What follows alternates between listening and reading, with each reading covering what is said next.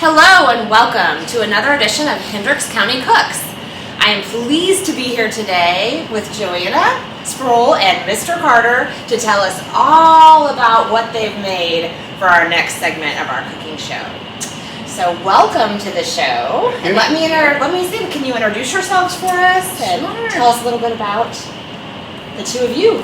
I'm Joanna Sproul, actually Joanna Carter Sproul. This is my dad, John Carter. I grew up in Plainfield and I'm 36. I have a little baby. I have a husband, also 2 dogs. Live in my great-grandparents' house on Main Street, which I also grew up in with my dad and my family. And your mom, don't forget your mom. My dad and my family. And your sister. I have a sister too, and she has a dog and a boyfriend. Excellent. So now we have to hit on it because you grew up, or you're living in the house that was your grandparents' house. So you grew up there. Mm-hmm. Did you learn to cook there? No, is the answer to that. Did I learn to cook? Cooking, baking? It's probably a good. No, I ate the food. So my dad is the cook, has always been the cook in our family, as well as my sister. My mom and I do not cook, we eat. So I'm a lot like my mom, and that's just another way that I'm a lot like my mom. I think that Joanna and her mom were very smart. They figured out very early, well, why mess with a good thing? I did ask my sister at one point, I said, why? What got you into cooking? She's a really great cook. Baker, anything, she can do it. And she said, well, I really wanted to eat the food. And I was like, well, I was hungry. Thank you for starting first, because I get to eat everything. Well, that's really how I think I ended up cooking. I've told this story many times, which was that I was a classroom teacher. Susan worked here at the library, and she came home later than me. So the result was I got home earlier, took care of the pups. And I think when the girls were little, I picked them up from their babysitter, Abigail Baker, and then I guess I needed something to do, so there was a cookbook to go with it. And, I think it was also therapeutic for me to a certain extent, because it gave me something to do, got me out of my head wrapped around all the stuff I was doing at school all day. And so, and it's nice because when I'm very recipe oriented, this is what you do, A lot of times when you're teaching, you're playing it. Yeah, it's not all predictable. So I just started cooking, and Susan would come home, and I'm not messing with it. She was letting me go, and so that just is how it evolved over the years. Well, I think that's wonderful. Now, since you were cooking, did you and your mom have to do the cleaning? Because that's how it is at my house right now. If Brian's cooking, guess who's cleaning up after his mess? Well, one of the things I learned very early, I think, was cooking and cleaning go together. At the same time. Cleaning. You don't wait to put everything in, then do it at the end. It's a lot faster cleaning while you're cooking. You need to come teach our family this. So we don't have Yeah. Well, that's wonderful. Now tell me, you guys have brought some things with you today. I'm really excited to see what you brought. Okay, well, I have brought two. I have 2 things. Joanna brought one. And these are just, like a lot of families, we have recipe boxes. This is from my mom's side of the family, actually my mom and dad. And I was just thinking, I actually had another one, which I donated to the library of my hometown, which was from my grandmother, who I never knew. She died 9 years before I was born. But it's really interesting to look at this, and it's really revealing, like our family today, a lot of the recipes that are really beat up and stained are all cookies, baking stuff, which reflects the fact I grew up my family was mainly German, in a town that was heavily German as well. And then this is the other one. This is from, I've had this forever. I think this is definitely not mine. I think it may have come from your mom. These are pictures of the old kitchen in my old house. I've used this for years, although I have a lot of other sources of recipes, but I was going to say, so I grew up being very aware of this recipe box, specifically because there's this one little tab right here. Yeah. Somewhere. Cookies is somewhere here. Yeah, didn't you have it there? I don't know. I don't know if that was it. Yeah. Well, no, that's not it. Oh, that's frosty. Cut this out. Because it's, oh, here it is. There you Cookie. go. Here it is. Cookies. So here's Yeah, my show favorite that. one. Yeah. This baby has been, it's basically sugar right now. This is original Toll House cookies from Nestle's. It's probably exactly what is on your bag in your pantry, but it's what we always use. Yeah. And I think, whose handwriting is that? It doesn't matter, I think it's your mom. but it's just, yeah. So out of everything in that box, what's your favorite thing your dad makes for you and Ben and Maggie to eat? The cookies? Cookies. Well, and you made Christmas cookies for Dad us. makes so Good many cookies. things that are outside of this box. Like, he is a really great cook. Just, and when I say, Dad, it's really good, whatever he makes, goes, I just followed the recipe. He Yeah. never takes compliments like, oh, thank you. Well, I'm not, as I've told you many times, I'm not Abigail Baker. Yes, Or a lot Abigail's of a great people, cook. a lot of cooks are really cooks. I just follow recipes.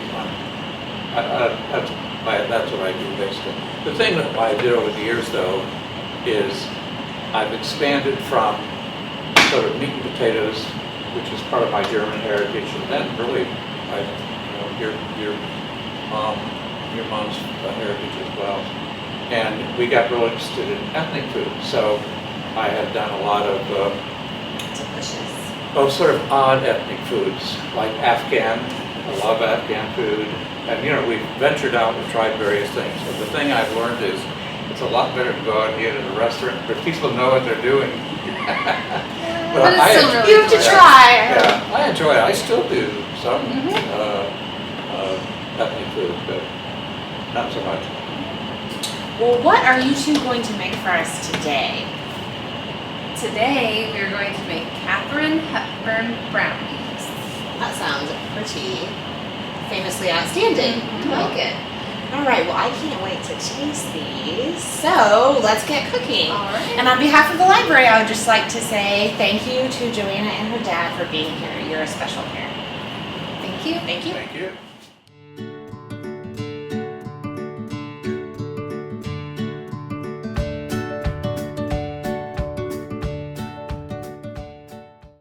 Hi there. We are going to give this recipe a shot. This is Katherine Hepburn's Brownies. This was Joanna's mom's, by far, favorite to-go recipe for brownies, which I would imagine if I had to estimate how many times I made this.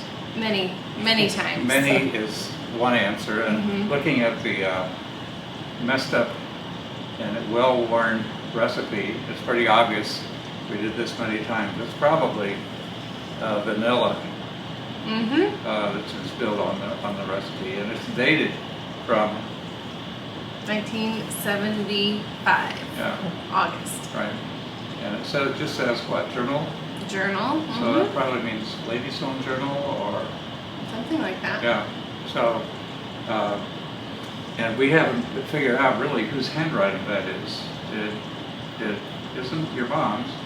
We're not sure whose handwriting. It might be my grandmother's. Right, yeah. So we have lots of old recipes, and this is one, and this is the one we chose. We chose it primarily because it seems sort of quick and easy, and it's really delicious. It is a great recipe. So You want to show me how to do it? off we go. Do you want me to show you? I would love Okay. for you to show me how to do It it. starts with the oven over here, and I have, oh, perfect. It's ready to go. So what do you have there, Dad? I've got some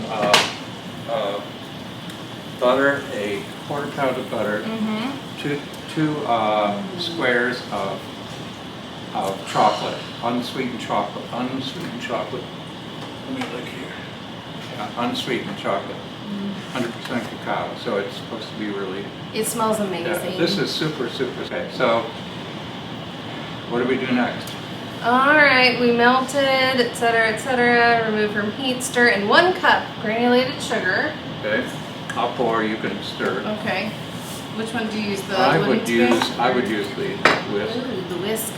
Whisk in 1 cup. of granulated this. sugar. Here we go. Woo. Then we're gonna add, then after that, we're gonna beat in 2 eggs. Okay. So you just, same situation? Yep. All right.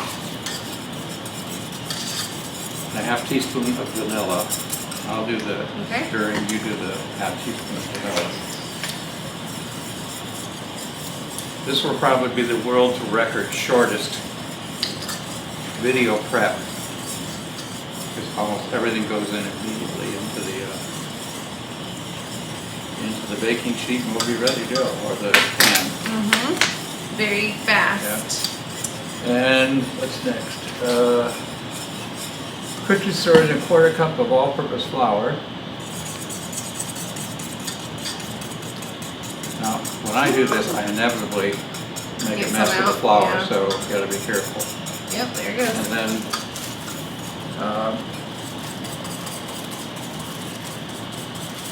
Thickening up the nuts. very nicely. And you've got the, here, I'll continue with this. You can do the nuts and the salt. The tiniest amount. Is this a pinch of salt, Dad? Yeah, it's a little more. It just needs a little salt, not a whole lot. And then how much nuts? Oh, that's it. That's about, what is that, a cup? 1 cup chopped Yeah, nuts. 1 cup of chopped nuts. And I have used the food processor, which is really great for doing the nuts. They're pretty even pieces of nuts, and they don't go flying around the kitchen, which happens if you use a knife. We are basically done. All done? This is basically Time it. to eat. Well, let's see. Then I'll let you do the honors for a minute. We have a greased 8x8. This is a reusable, well no, it's a one-time use pan. And there's that there. Thank you. Oh, Dad, would you like to set it on here? You can set it on there. Thank you. Ooh, deliciousness. All of the deliciousness. And in it goes. How long for, Dad? I have to look at the, let's see, I think it's 45 minutes. 45 The minutes. timer right there. Excellent.